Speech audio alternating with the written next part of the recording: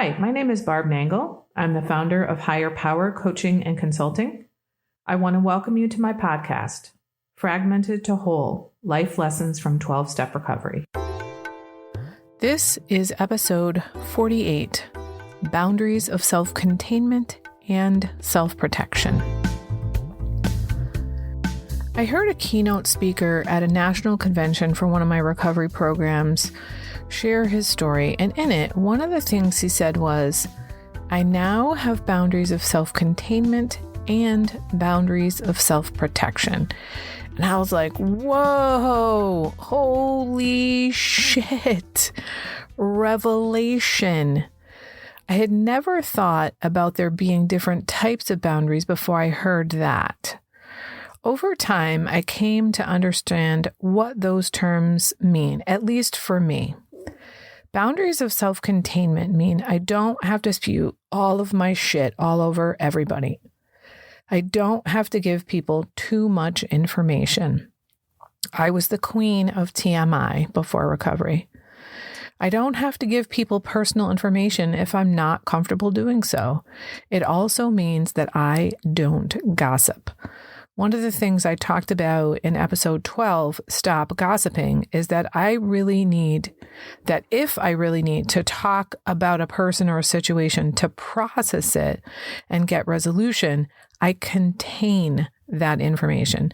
That is, I pick a healthy person to talk to about it.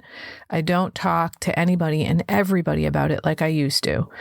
And if I need to process it again, then I go back to that very same person so that I'm containing the information. I'm not spreading it all over the place the way I used to.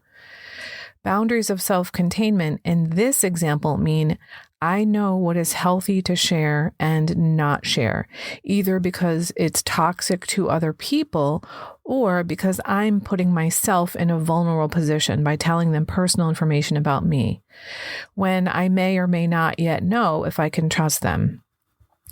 What's really interesting is that over time, I've come to realize that boundaries of self-containment are also boundaries of self-protection.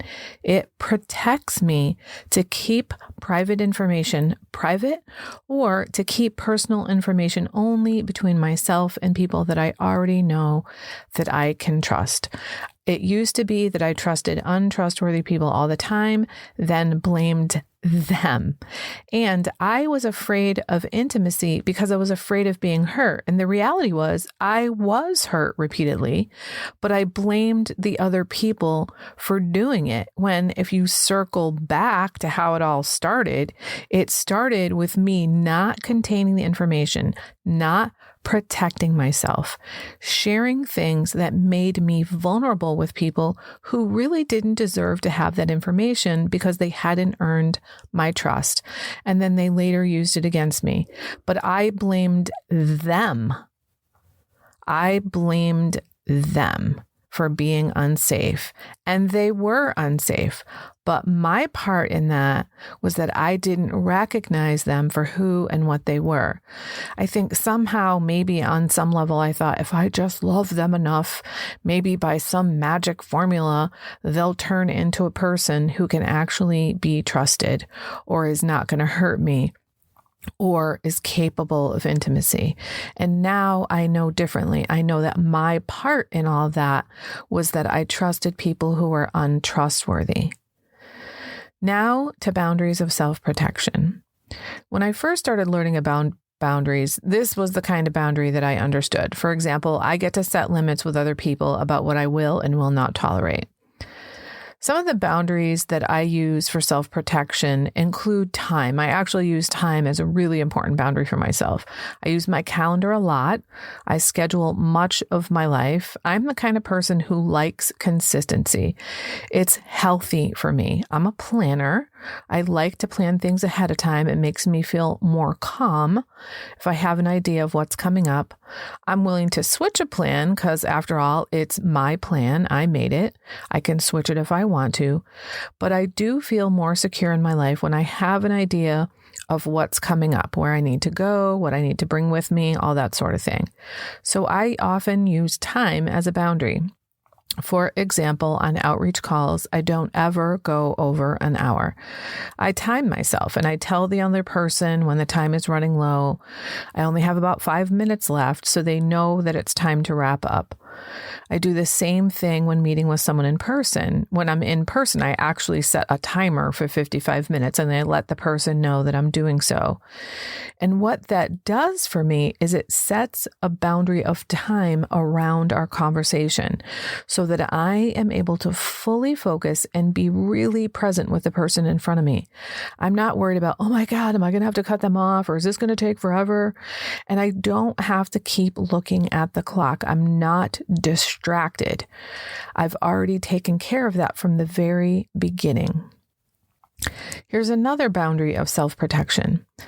The other night where a dear friend of mine in recovery was in really dire straits. So I invited them to come over to my house. And when they got there, I said, I'm going to set a couple boundaries with you. One is that I have got to do some cooking tonight because I prepare all my meals for the week. And I also really need to go to bed early. So I just want you to know that's what's going to happen.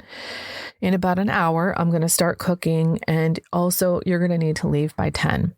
And what that meant was that I was 100% present with that person. I gave them a complete hour of my undivided attention. Then I said to them, all right, it's time for me to start cooking now. I need to cook while we're talking, so we're going to move over to the kitchen area. And the person knew this ahead of time.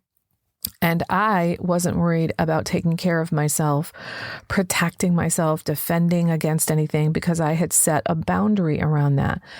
That was a self-protective boundary because other people's stuff couldn't leak into my stuff, in this case, my time. I was able to take care of myself while also taking care of someone else by putting myself first. Another time boundary example is that when I host a party, I list a start and end time when I invite people. Before recovery, I'd agonize at the end of the night about how to get people to leave, because I didn't engage in direct communication and say things like, it's time for everybody to go now.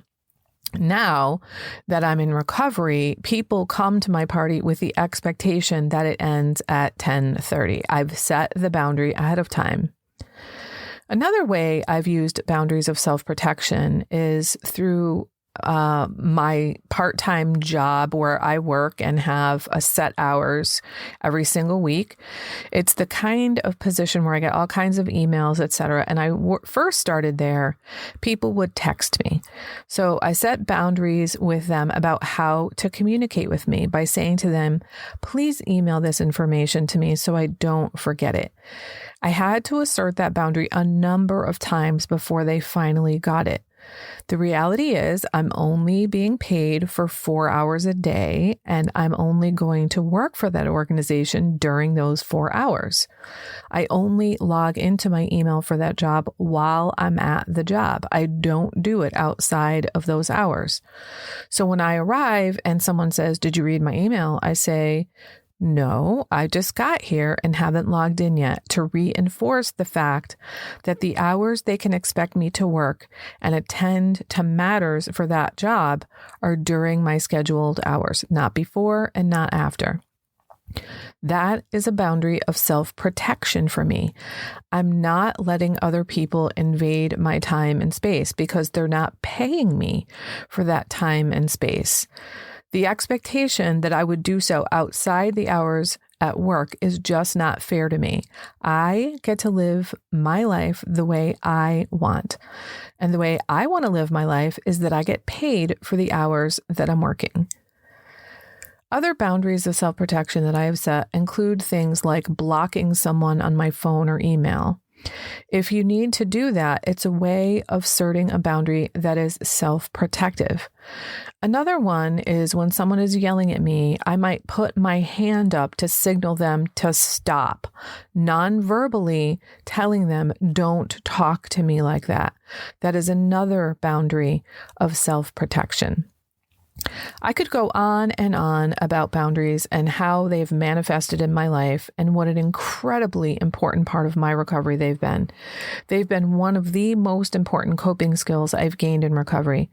But I think I'll stop with that. I did want to make sure to share this distinction between boundaries of self-containment and boundaries of self-protection on the podcast, because when I've shared this notion with people in person, they've found it to be quite helpful. Now, if you need help with boundaries and you're looking for someone to coach you through that, I just might be the right person, given that I used to be a boundaryless person and now I have pretty healthy boundaries. If that sounds like something that you're interested, shoot me an email. My address is barb@higherpowercoachingandconsulting.com. May you have healthy boundaries of self-containment and self-protection. That's it for today. If you like what you've heard here, then you just might be interested in private coaching with me. If that sounds like you, head on over to my website, which is higherpowercoachingandconsulting.com, and click on the contact menu.